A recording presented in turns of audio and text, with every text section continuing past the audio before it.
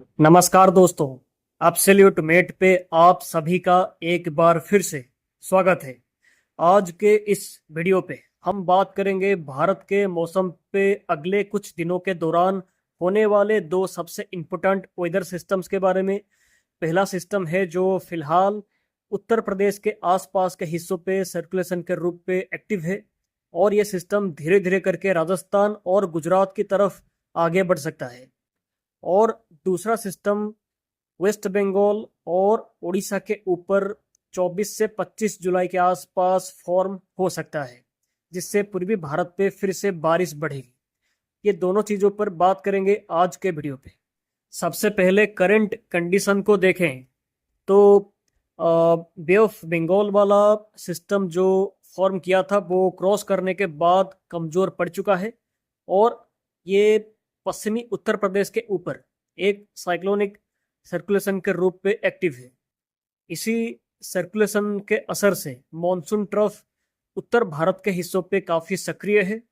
इसी वजह से उत्तर भारत, उत्तर पश्चिमी भारत और उत्तर पूर्वी भारत के राज्यों पे बारिश की एक्टिविटीज लगातार जारी है और यहाँ पर बारिश अगले 2 या 3 दिनों पे और भी बढ़ेगी।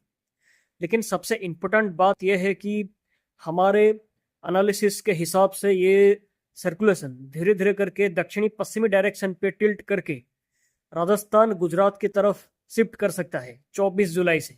अगर ये सिस्टम का फ्यूचर मूवमेंट के बारे में बात करें तो 22 और 23 जुलाई के दौरान ये सर्कुलेशन पूर्वी राजस्थान और पश्चिमी मध्य प्रदेश के आसपास के हिस्सों पे पहुंच सकता है। उसके बाद 24 जुलाई के आसपास दक्षिणी पूर्वी राजस्थान और गुजरात के करीब ये सिस्टम के पहुंचने की संभावना है। वहां पर पहुंचकर ये लो प्रेशर का रूप भी ले सकता है 24 जुलाई के आसपास। आप यहाँ पर मॉडल पे भी देख सकते हैं।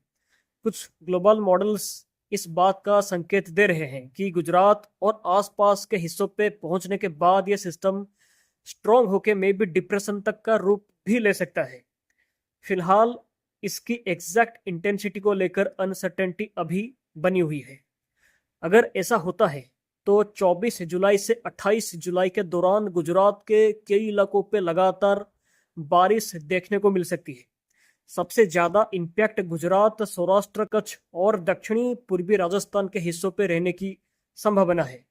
कई डिस्ट्रिक्ट्स पे heavy to very heavy rainfall के साथ एक्सट्रीमली हेवी रेनफॉल रिकॉर्ड हो सकती है 24 जुलाई से 28 जुलाई के दौरान गुजरात और आसपास के राजस्थान के हिस्सों पे। तो अगर सिस्टम एक्सपेक्टेड से ज़्यादा स्ट्रॉन्ग होता है तो कुछ आइसोलेटेड लोकेशन पे फ्लडिंग और वाटर लॉगिंग की कंडीशन भी बन सकती है। इसी वजह से गुजरात के लिए अगले कुछ दिन काफ़ी इम्पोर्टेंट रह सकता है। ऐसा बारिश होता है तो राजस्थान, गुजरात और आसपास के हिस्सों पे बारिश का जो कमी है वो रिकवर कर सकता है। तो अब बात करते हैं दूसरे सिस्टम के बारे में।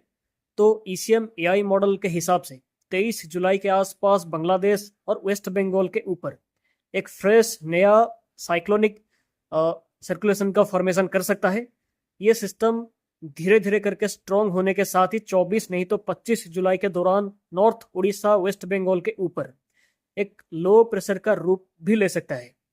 अगर ये सिस्टम फॉर्म करता है तो इसका possible track Orissa, West Bengal, Jharkhand को क्रॉस करने के बाद ये मध्य भारत और राजस्थान तक भी फिर से जा सकता है।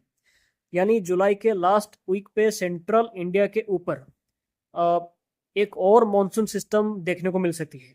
सबसे इंटरेस्टिंग बात यह है कि उस समय पर गुजरात और राजस्थान के पास पे पहले से एक सिस्टम सक्रिय होगा और दोनों सिस्टम का इंटरेक्शन होता है तो राजस्थान, गुजरात, मध्य प्रदेश के हिस्सों पे बड़े पैमाने पे बारिश बढ़ सकती है जुलाई 24 से 31 के दौरान।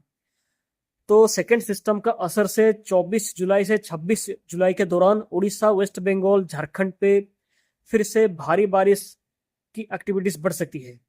नॉर्थ छत्तीसगढ़ पे 25 से 27 जुलाई के दौरान भारी बारिश से अति भारी बारिश हो सकती है और 26 जुलाई के बाद मध्य प्रदेश और आसपास के भागों पे भी बारिश बढ़ने की संभावना है। तो ये सब एक्टिविटीज पर आगे भी डिस्कस जारी रखेंगे। तो आज के लिए इतना ही। चैनल को सब्सक्राइब करें, वीडियो को लाइक और शेयर भी जरूर करें। धन्यवाद।